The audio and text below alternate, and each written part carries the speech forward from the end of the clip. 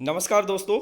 इस वीडियो में हम बात करने वाले हैं विद्यालय स्तर पर विद्या संबल योजना के अंतर्गत कार्मिकों की कुछ जो भर्ती करने वाले हैं, यानी कि जो विद्या संबल योजना में गेस्ट फैकल्टी के रूप में विद्यालयों में अगर आप शिक्षक लगना चाहते हैं तो आपके लिए एक सुनहरा मौका है।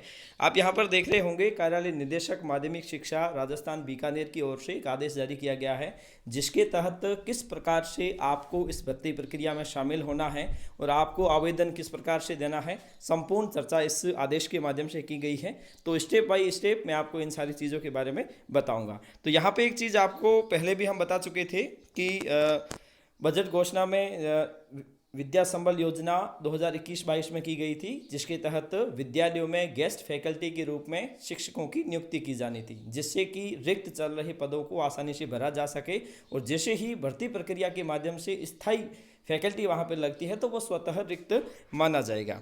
अब इसमें कुछ शिक्षकों के लिए गेस्ट फैकल्टी के रूप में लगाने के लिए यहाँ पर कुछ चीज़ें हैं जो अपने को बताई गई है कि विभाग में शिक्षण कार्यों में जैसे कि शिक्षक है, प्रशिक्षक है, प्रयोगशाला सहायक के रिक्त पद है, उसमें भरने के लिए विद्या संबल योजना का सहारा लिया जाएगा। उसके लिए सामान्य जैसे ये गेस्ट फैकल्टी केवल स्वीकृत पद के विरुद्ध ली जा सकती है। अगर कोई स्वीकृत पद है तो वहीं पर ही किसी व्यक्ति को लगाया जा सकता है, अन्यथा वहाँ पर नहीं लगाया जा सकता। संबंधित सेवा नियमों में अंकित योजना योग्यता आदि की पात्रता रखने वाले सेवानिवृत्त कार्मिक को भी फैकल्टी के लिए लगाया जा सके। अगर कोई रिटायर्ड कर्मचारी है और वो भी इसमें लगना चाहता है तो वो लग सकता है। इसके अलावा यहाँ पर कुछ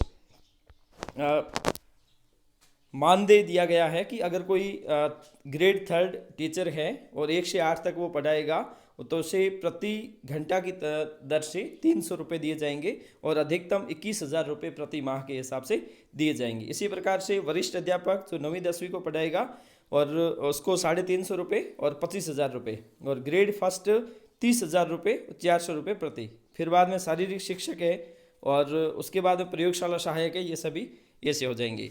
उसके बाद में रिक्त पद भरे जाने पर उपयुक्त व्यवस्था स्वतः समझी जाएगी। जैसे कि स्थायी भर्ती से कोई पद अगर भरा जाता है तो वो रिक्त नहीं माना, वहाँ पर वो ऑटोमेटिकली वो पद खाली हो जाएगा वहाँ पे। अब उसके बाद में यहाँ पे आप देख रहे होंगे गेस्ट का फैकल्टी के कार्य की समुचित मॉनिटरिंग है वो किसके माध्यम से की जाएगी, मुख्य जिला शिक्षा अधिकारी द्वारा सुनिश्चित की जाएगी। जैसे कि इसकी भर्ती प्रक्रिया कैसे होगी और अंतिम चयन को किस प्रकार से होगा, तो सारी की सारी प्रोसेस है वो किसके माध्यम से, किसकी मॉनिटरिंग में होगी, जिला शिक्षा अधिकारी महोदय के माध्यम से। संस्था प्रधान द्वारा संतोषजनक कार्य सत्यापन के आधार पर अब आपका जो भुगतान मानदेय का भुगतान है, आप जिस विद्यालय में कार्यरत रहेंगे उस विद्यालय का संबंधित संस्था प्रधान आपकी सेवा संतोष संबंधित प्रमाण पत्र देगा, उसी के आधार पर आपको वहाँ पर भुगतान दिया जाएगा और संबंधित विद्यालय से ही आपको वहाँ से सवेतन दिया जाएगा। उपमद है रिक्त पद से संबंधित तो वो वहाँ से आपको दिया जाएगा।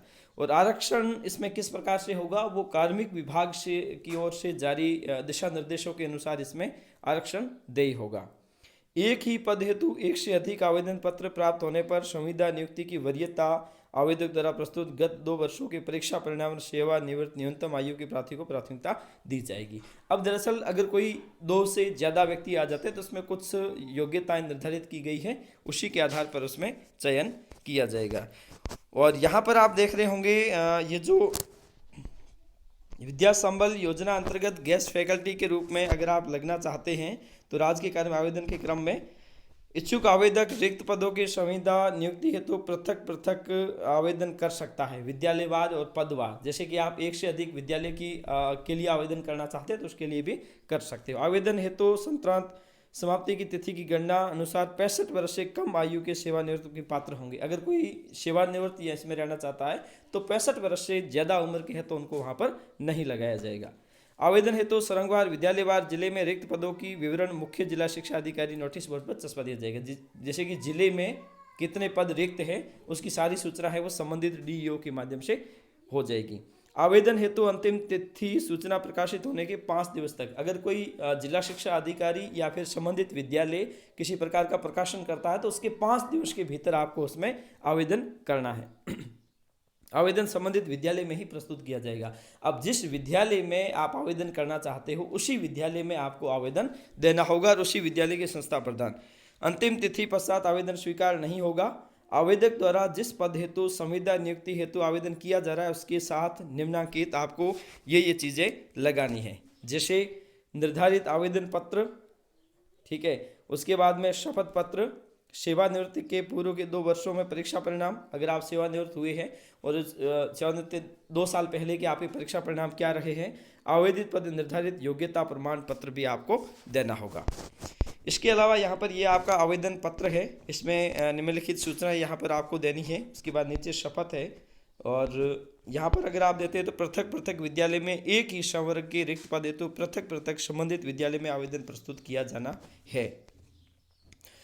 अब उसके बाद में ये कुछ शेड्यूल दिया गया है कि गेस्ट फैकल्टी में संविदा नियुक्त रिक्त पदों का आकलन 18 फरवरी 2021 तक इसका आकलन कर दिया जाएगा कि किस विद्यालय में कितने पद रिक्त चल रहे हैं। प्रकाशन सूचना है वो 21 फरवरी से ये सूचना है वो प्रकाशित होनी शुरू हो जाएगी, और रिक्त पदों का विवरण चस्पा दिया जाएगा। ये 21 फरवरी तक आवेदन प्राप्त करना है 26 फरवरी तक। 21 फरवरी को अगर प्रकाशन होता है तो 5 दिवस का आपको समय दिया जाएगा और 26 फरवरी तक आपको आवेदन करना है। प्राप्त आवेदन संकलित कर नियुक्ति अधिकारी को प्रेषित करना 2 मार्च 2022 तक, और उसके बाद में आदेश जारी करेंगे 7 मार्च 2022 तक। तो ये इस प्रकार से आप अगर विद्या संबल योजना के अंतर्गत विद्यालय में लगना चाहते हो, विद्यालय में गेस्ट फैकल्टी के रूप में कार्य करना चाहते हो, तो ये आपके लिए सुनहरा मौका है। आप संबंधित विद्यालय की ओर से प्रकाशित हुए जाने वाले विज्ञापन के माध्यम से आप संबंधित विद्यालय में अपना आवेदन पत्र प्रस्तुत कर सकते हो। तो आज के लिए इतना ही, धन्यवाद।